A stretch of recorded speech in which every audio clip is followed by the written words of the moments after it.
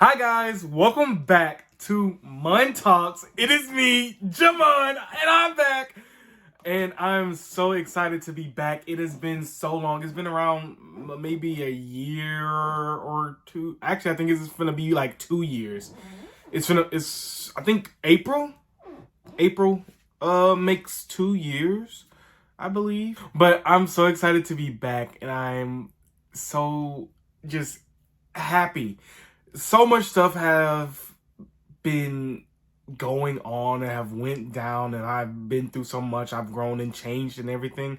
So I'm happy to be back with this channel, and of course I still will be doing movie reviews and TV reviews, book reviews, all that type of stuff. And of course, anything I really want to talk about, that's what I'm going to talk about. Is Mun Talks. Is literally, this channel is just for me to yap. If you want to hear me yap, you can just throw me on in the background.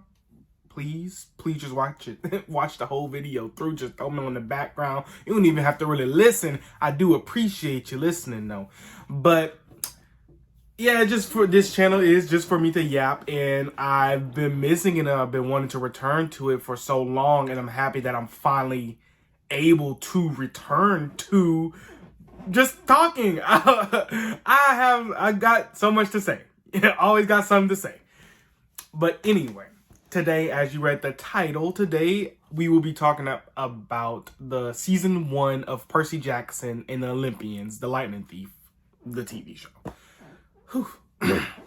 You see, when I was a wee little lad, around 4th grade, I was in 4th grade. Shout out to Miss K. Johnson, best teacher ever. Love her still to this day. But I read a book. Boom. Percy Jackson and the Lightning Thief. And that book changed my life. Honestly, it got me into reading more. It got me into being more expressive and creative and wanting to write my own stories and create my own stories. And I loved Percy Jackson down ever since then. And to see that they have a TV show coming out, when it was first announced, I believe in 22, I was so excited. 22, might have been 24. It was soon, so it might have been 24. 22 seems a little too far back. But I was so excited to come back and watch the show, because I did watch the movie, and when I watched the movie when I was younger, I was highly disappointed. Obviously, that could be a whole video in itself, but I was very excited, and to hear that Rick Riordan himself is directly involved in the show, what had me even more excited. I was like, yes, this is it. This is gonna be a true to faith Percy Jackson TV show, book to TV show adaptation. I'm down for it. I'm here. I can't wait to see everything. But anyway, I was so excited to see this show, and I watched, when it first came out, I watched, I think, the first 3 episodes, and then I just, I just kind of dropped it. But I just recently rewatched the entire first season, and I got some things to say. First, I want to start off with the things I liked about the show. One of the things I was actually very impressed by, and it was when it comes to fantasy, like live action fantasy or fiction type TV shows or movies, you always have to worry about the CGI and how the CGI or the special effects will look. And I was nervous to see how this will look, because Percy Jackson, it's about Greek mythology, about the Greek gods, monsters. You have to deal with the monsters and the magic powers and stuff, the gods, and how everything looks. But since TV is a visual media, the way it looks is important. So the CGI was actually a big concern when it was first announced, and I'm happy to say that it looks good. I think the TV show looks well, and especially, I don't think it's not like the biggest, like the Marvel level budget, but for what it does, it works well. And along with the CGI, the settings, the set pieces looked great. when like the camp. I love the look of the camp and the little cabins. When I read the book, in my head, the cabins was gigantic, like a whole, like huge. But it makes sense for the cabins to be smaller, especially for the amount of demigods they have. There isn't like that many demigods in Camp Half-Blood. I think it's around like the 100 or so like area because demigods die a lot. So I'm very I was happy with the way camp looked and the way the cabins looked, and it looked really nice. I wish we got to see more of camp. Unfortunately, we did not, but that is something they can bring back with the future seasons. The acting was actually pretty pretty good in my opinion. Obviously, these are child actors, and these are like, I believe, for Leah, the girl who plays Annabeth, and I forgot his name, but the one who plays Grover, this is their first like big project. I know Walker, the one who plays Percy, he was in a movie with Ryan Reynolds, and he's been more used to acting, and it shows like he's more of a veteran actor than like his other child actor counterparts. He just like, it just seems more natural coming from him. But although I think there's a lot to improve upon with the acting, they still portrayed their characters really well. And I feel like the acting, what could help with the acting is a bit more direction. I feel like it's not the acting that's necessarily the bad part, but it's the direction given to the actors of how to say the lines, and also the lines themselves, which I would get to with my dislikes. Another change that I liked was Annabeth's character arc, or more so her characterization, not necessarily her character arc. Because in the books, it is sprinkled throughout there of her relationship with her mother, how she has to prove herself. But in the TV show, it's much more upfront, and it really makes sense the way she acts, put into perspective with that she needs to prove herself to Athena. Like, she feels the need to prove herself to Athena, to prove herself to her mother. And I think Leah does a very good job at portraying that, like, I wouldn't say necessarily angst, but that feeling of, I have to do this. This has to work. I need to prove myself. And it's pretty interesting to have Athena be like this antagonistic type force between, like, if you don't prove yourself to me, if you are not the way I want you to be, I'm not going to help you out. Your actions have consequences, like when they sent Medusa's head up into Olympus. Even though Annabeth herself did not send the package, she was still went along with it. Athena let the Chimera and Echidna into her temple, which is actually, like, that's crazy when you think about it. Like, like you kind of like embarrassed your parents, so they're like, you know what? I'm gonna let this rabbit dog and their owner like just beat you up and eat you and kill you because, you know, that's what you deserve. This is my, what am I trying to say? It was like a stain on her image. And it's so crazy because when you think about it, like, reading the books, throughout the books, Annabeth is like Athena's golden child. Like, that's the Athena kid. Like, you think of an Athena kid, Annabeth. For the readers and for the characters in the story, it's Annabeth. That's the Athena's kid. Like, that was like Athena's like greatest child.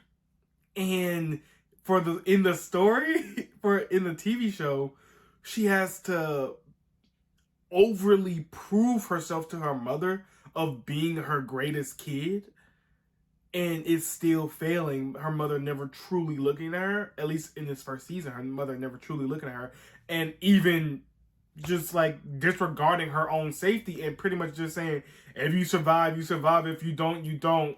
This is what you get for like being disrespectful, or this is what you get for like putting a stain on my image, which is insane. But like it fits within the story Rick's trying to tell with how the gods are acting, because I noticed this story, this rendition of the Percy Jackson story is much more family based. It was always about family and the way family acts, but it's really heavily put in the TV show about how much, oh, family, this family's messed up, this family's messed up. Like, it's leading up to how Percy's like sees the world, and then how he's gonna change the Greek, like, mythic world or whatever. I also like the action in this. Like, I feel like the stunts and the action with the sword fights and everything. It was the choreography, the acting, blah, blah, blah, blah, blah. Okay. Action in the TV show. I mean, it's really well done, actually. Like, the sword fight, I was invested. Like, the fight between Clarice and Percy, I was invested. The fight between Luke. Well, they didn't really fight. I'm very excited to see, like, how the fight choreography improves and how it advances, especially like with the things to come, especially when we get to season 5. The War on Olympus. Oh my god. I'm so excited for that. That was my favorite book because pretty much from start to finish, it's straight war. And it was just so good. I feel like that book is so well written. And that's a topic for another time. I can make a whole video about the Percy Jackson book series. But I'm excited to see the way everything improves. I like the new story direction, everything like this, the TV show is taking it, because it changed it from Percy like stopping the war to Percy missing the deadline and the war still going on and still going to confront Zeus to give the lightning bolt back, and in the end his actions caused the war to stop because Poseidon surrendered in order to save Percy's life, which I actually liked. I feel like this show, the characterization can be hit or miss in this show. Like, some characters, like, you really feel it, like, it feels natural, it feels good, and other characters not so much. But it also has a thing to do with the dialogue in this story. The TV show dialogue kind of sucks, I'm not gonna lie. The dialogue is very expositionary. Like, for example, when they went to the secret passage in the underworld through the mattress store and they met Percy's brother. I believe his name was like Patronus or something. I forgot. I'm sorry. But Percy walked in and he was like, I know you. You're Patronus, son of Poseidon. They set you here to guard the underworld, the gate to the underworld. And Patronus was like, yes, demigod. How about you lay on my mattress? Take your load off. And he's like, no, that's how you do it. That's how you kill them. Your mattresses. It's a trap. That's how you do it. How you murder your guests. Like, it was so exposition-y and so, like, bland and boring. And I'm like, why are you talking like that? Like, I enjoy the fact that they know the myths, because it makes sense, because in the books, it was said that they are taught the myths, and like, they're taught the myths because they're in this world, so they have to know what's going on. And especially when, like, you're going on a quest with Annabeth, she's gonna know, like, these places. Like, when they went to Medusa's place, like, she spotted Auntie M's statues, Medusa. So it's like, I'm glad that they know the myths, but there's a way to explain the myths to the audience without it just saying it in dialogue. Like if Percy walked in was like, hey, look, can you let us pass? We're both sons of Poseidon. Like we're brothers. And he was like, and if Patronus was like, sure. But you know what? We are brothers. You should lay down. You look tired. You should lay down. And Percy's like, dude, I'm not laying in your creepy murder mattresses. And he's like, what? They're not murder mattresses? He's like, oh, come on. And then Annabeth pushed him or whatever, and he fell, and like all that happened. Like there was just other ways they could have gone about the dialogue. The dialogue it was just so bad. And it's very sad to say, but a lot of the dialogue throughout the series felt that way.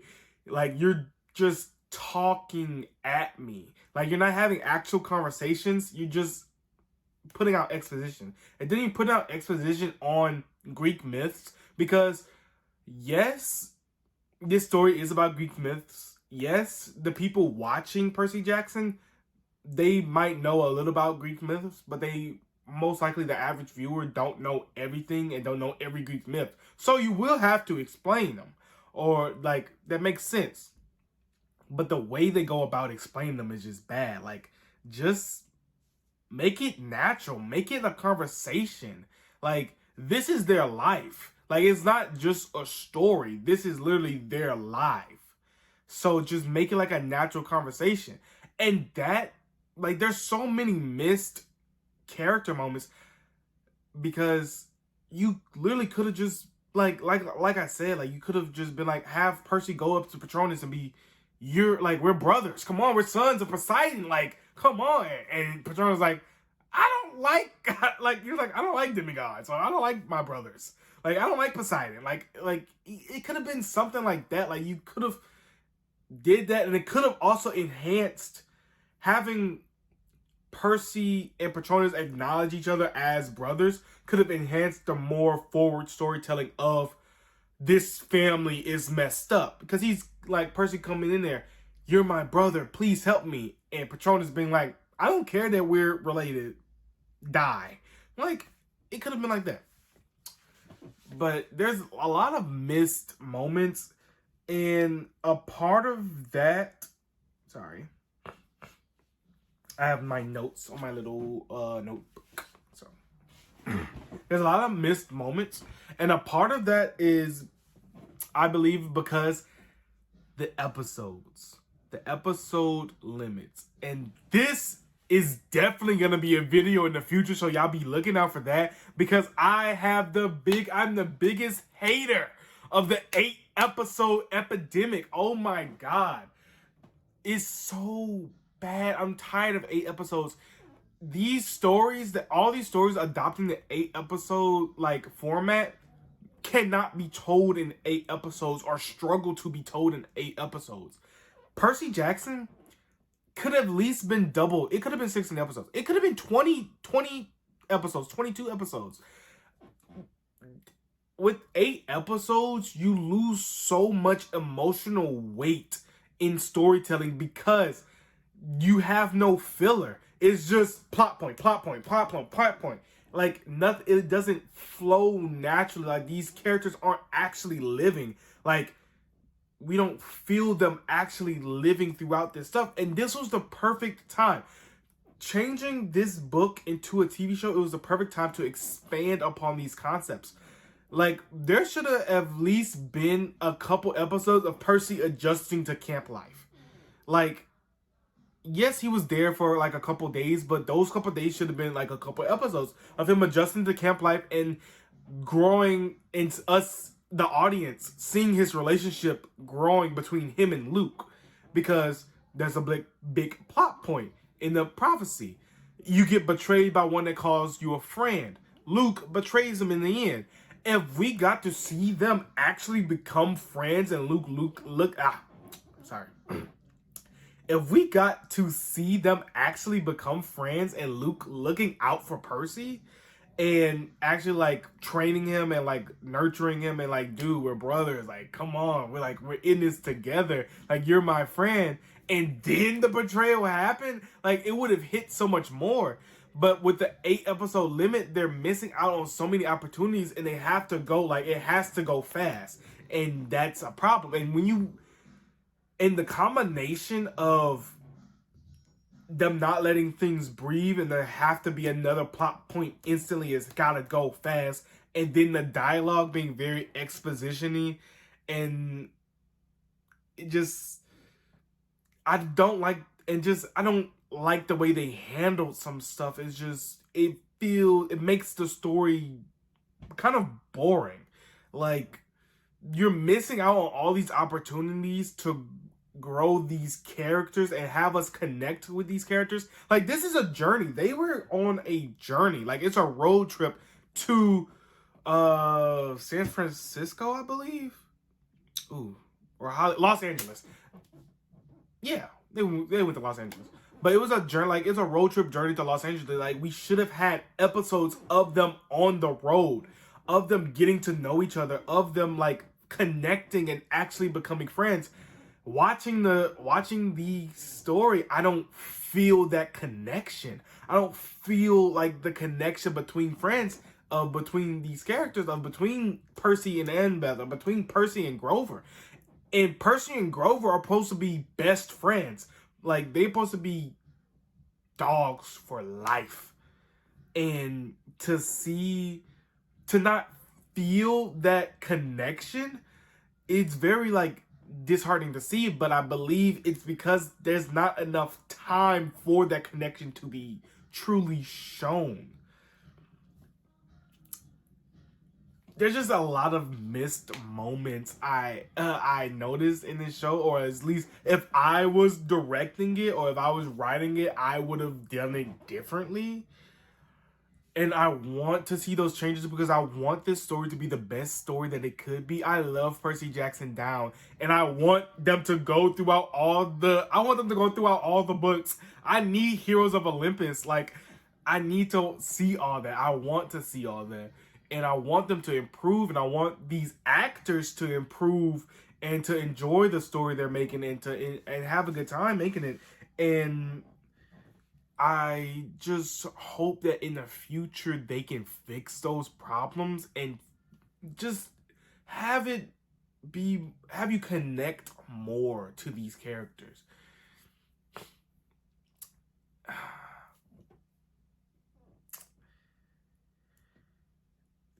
Yeah, like, just a lot of the characters, it just falls flat to me, and it's so sad to say. But I think a lot of it also has to do with the dialogue. And there's so much stuff you can explore now in this show if they took it, like, to a deeper level. Because one of the changes with Clarice, in the books, Clarice is supposed to be a big, buff, like, hulking girl. But that's how Clarice is described. And in the TV show, Clarice is played by, I believe her name is Dior. So, and she's like a petite girl.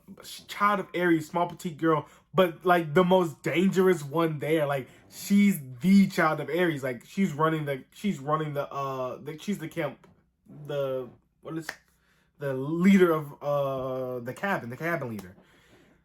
And, like, if we had time, like, of them in camp, we could have got moments of Clarice, like, the reason why she's working so hard to prove herself to Aries, not only because she is a girl, because that is mentioned in the Percy Jackson books, that Aries treats his girl daughters differently, and Clarice had to basically work harder to be acknowledged by her father because she is a girl. But not only is she in the TV show, she's a girl, but she's like a small and petite girl. Like, that's an easy characterization to build off of.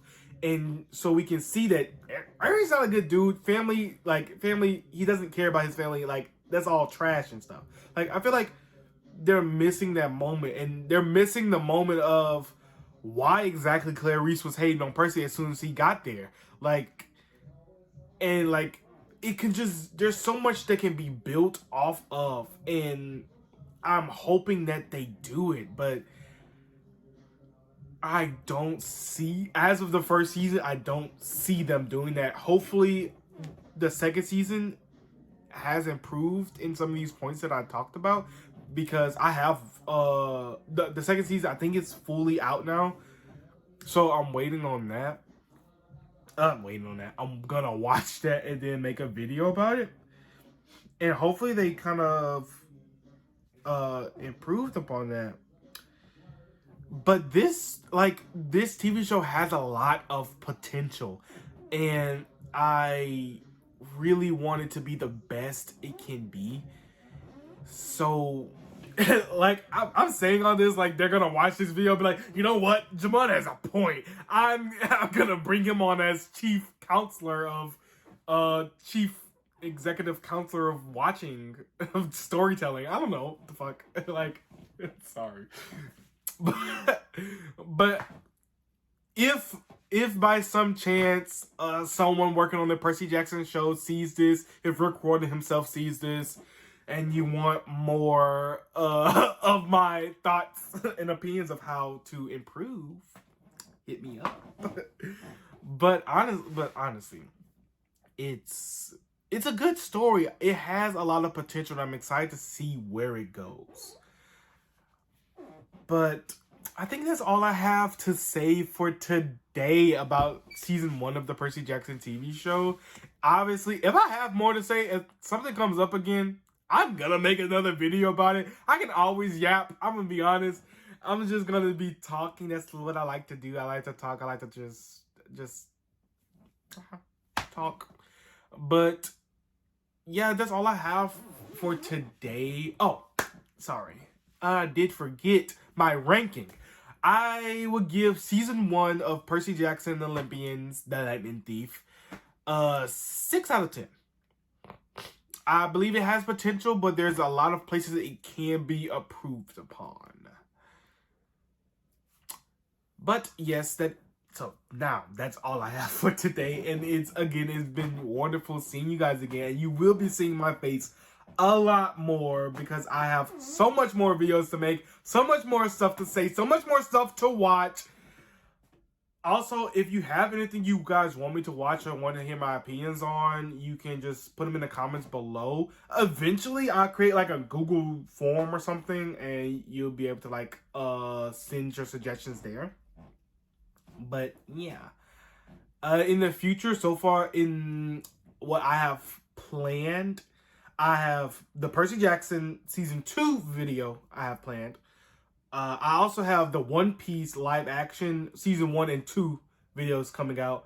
I don't know if I'm going to do those together or if those are going to be separate videos. So I'll see about that, but you be on the lookout for that. I also have a Darkest Minds movie review coming out soon. I have that one planned. But yeah, I have a couple of videos in the works of being filmed, and so you guys just be on the lookout. It's just great being back. So I'll see you guys some other time. Bye.